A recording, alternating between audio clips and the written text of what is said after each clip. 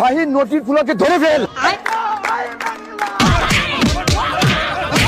ওরা কি আমায় মার্ডার করতে চেয়েছিল?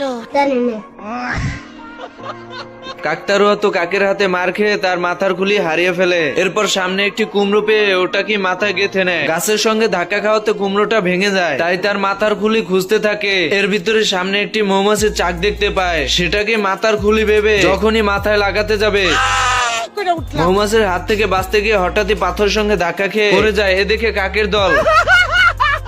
এরপর এদের ভিতরে একটি কাক হাসতে হাসতে ইদারার ভিতর পড়ে যায়। চান্দা দিব আরো বালা কইব ল অহানিকে 2-4টা ঋণ খেলা বিরে ধরি। কাকটাকে ইদারার ভিতর পড়ে যেতে দেখে কাকতারও দুটো কাককে সাহায্য করার জন্য ইদারার ভিতর নেমে পড়ে। পানি উপরে ওঠার সাথে সাথে কাকও উপরে উঠে যায়। কাককে উপরে উঠতে দেখে কাকের দল কাকতারোর কাছে গিয়ে বলতে থাকে, আমরা কিন্তু একটাও মানুষ না, তাহলে কি? জানোয়ার।